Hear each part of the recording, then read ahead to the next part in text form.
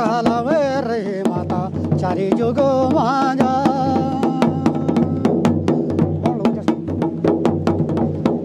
सकालावे रे माता चारी जुग मांजा जोग माया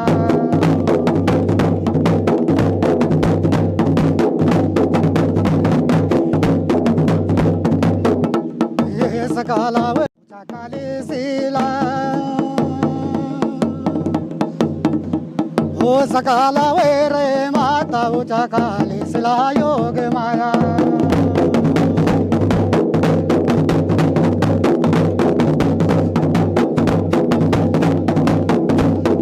ऊंचा काली शिला तेरो पहले अवतारा हे ऊंचा काली शिला माता ने अवतार जोग माया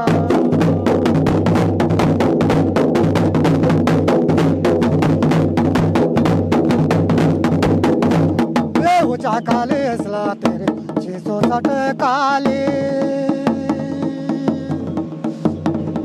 हे ऊंचा काले शिला छेना 660 काली योग माया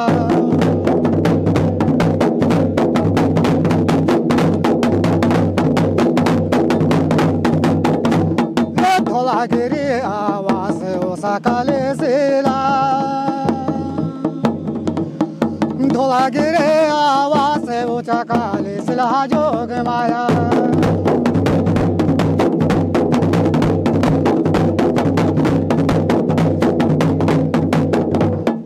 तबाया अवतारा लुंदे श्री काले माता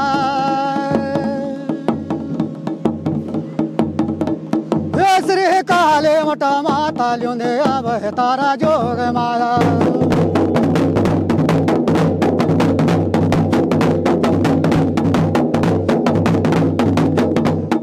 ऊंचा काले शिला बेटे श्री काले माता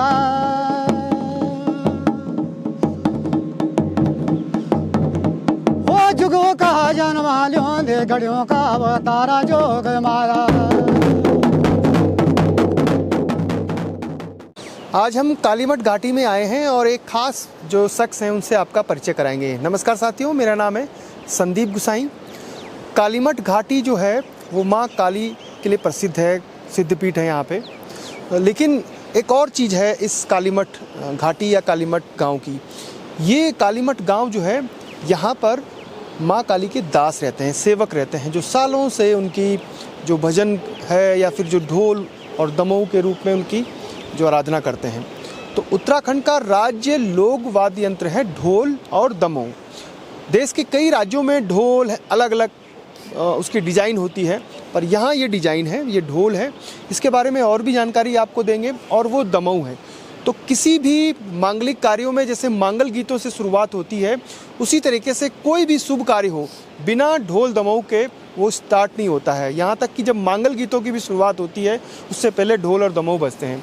तो क्या है ये ढोल दमोह की परंपरा और कैसे इसको जीवित रखे हुए यहाँ के कालीमठ गांव के लोग, और कैसे एक पीढ़ी से दूसरी पीढ़ी में ये जो संस्कृति है वो बढ़ रही है, उसकी पूरी जानकारी आपको इस कहानी में देंगे। परिचय पहले करा देते हैं आपको। आपका शुभ नाम? जी मेरा नाम रोशन मटियाल जी। रोशन जी, रोशन मटियाल। रोशन जी। और आपका? मेरा नाम सर दिनेश कुमार। दिनेश जी हैं और रोशन जी। ये दोनों शख्स आपको पूरी जानकारी के साथ और गीतों के साथ, ढोल दमोह के साथ आपको बताएंगे इसके बारे में।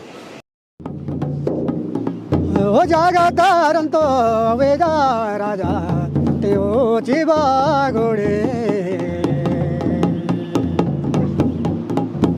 जागा तारन तो वेगा जी तो त्यो चिबा गोड़ी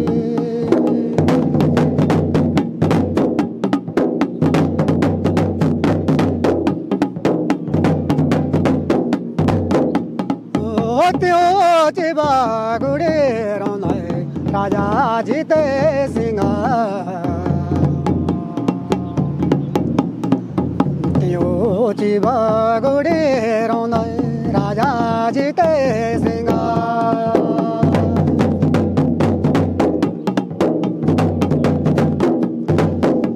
ओ राजा ता जीते सिंगा बोलो बाओ पोरिसा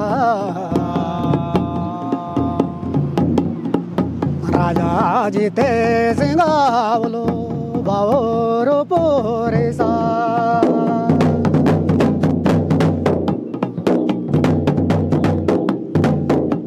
ओ पिताजी गरीबा तेरा है माता जी सो मेरा पिताजी गरीबा तेरा है माता जी सो मेरा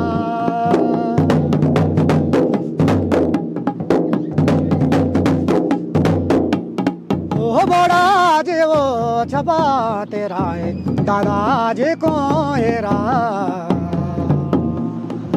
बड़ा जी वो छपा तेरा है दादाजी को हेरा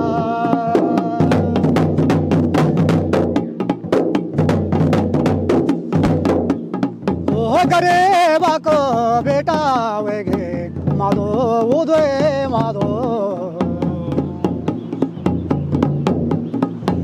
गरीबा को बेटा वेगे माधो उदय माधो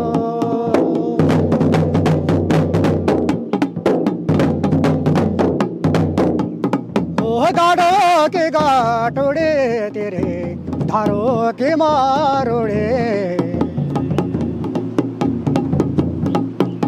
गाड़ो के गाटोड़े जना के धारो मारोड़े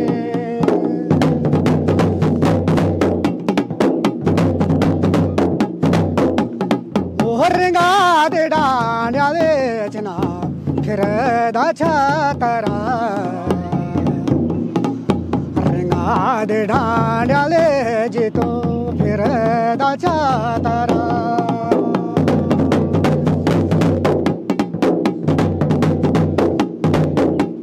ओ राणो को रासिया जी तो फूलों को पैरोया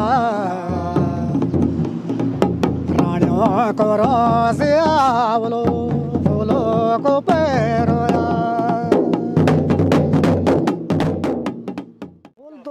ढोल ऐसा कि मैंने साहब बचपन से इसी काम को किया है जी। मेरे पिताजी भी पहले इसी काम को करते थे, हम पहले ही से इसी काम को करते हैं और हमारी भी अभी भी तक माँ भक्ति की सेवा यहाँ पे करते रहते हैं। दिन रात की सेवा पे यहाँ पे हम लोग सेवा करते हैं जी। तो जैसे गांव में इधर उधर कहीं पांडव नृत्य बगवाल नृत्य होता है तो यहाँ पे अभी तक मैं ही इस काम को करता हूँ जी। हाँ, नहीं जानते ढोल दमोह के बारे में, उनको थोड़ा बताइए क्या है ढोल दमोह। ढोल दमाऊ हमारी एक पुरानी संस्कृति है, तो इसे जो है कि एक जीवित रखना बहुत ज़रूरी है, जो कि इसमें हमारे देवी देवता सब जागृत होते हैं जी। तो ये काम हमें बहुत अनिवार्य करना है, इसे जीवित रखना है। ढोल में दमोह में कितने ताल होते हैं, कितना इसमें? सर इसमें तो ताल तो बहुत हैं, अलग अलग ताल होते हैं। जैसे बगवाल नृत्य है उसका ताल अलग होता है, पांडव नृत्य है उसके ताल अलग होते हैं, जैसे कोई जागरण है उसका ताल अलग होते हैं। तो ताल तो बहुत हैं सर इसमें।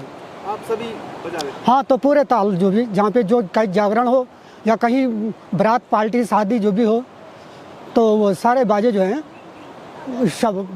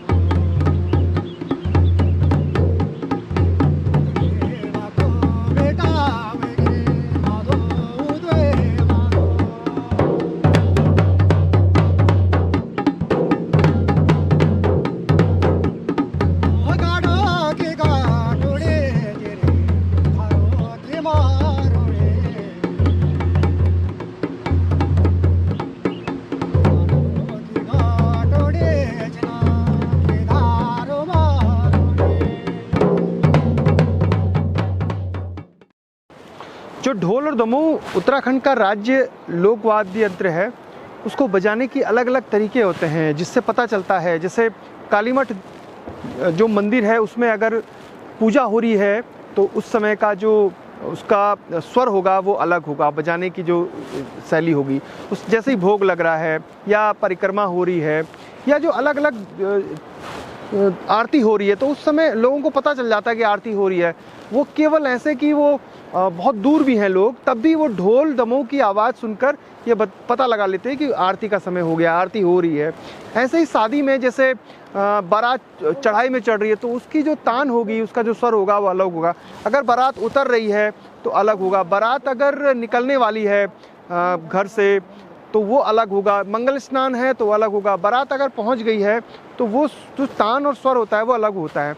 तो ये एक पहचान है जिससे पता लगता है और कितना महत्वपूर्ण संबंध है इसका हमारे त्योहारों से, पूजा पाठ से, मंदिरों से, इस लोक वाद्य यंत्र का। तो ये आप तब समझेंगे जब आप इसकी गहराई में, इस ढोल और दमोह की गहराई में जाएंगे।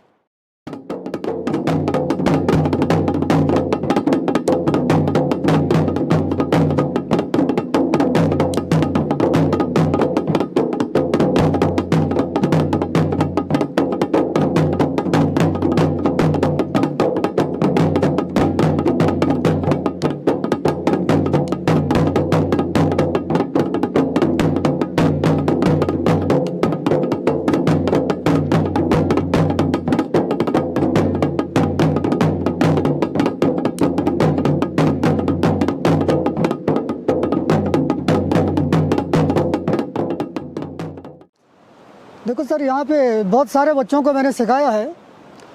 तो जैसा मंदिर में पूजा होती है तो इस प्रकार से भाई ऐसा बजाना पड़ता है। जैसे चौनो बजा दिया, फर्स्ट में आपने चौनो बजा दिया है, उसके बाद पूजा जब होती है शुरू तो वहाँ पे कैसा बजाना पड़ता है वो भी मैंने उनको सिखाया है।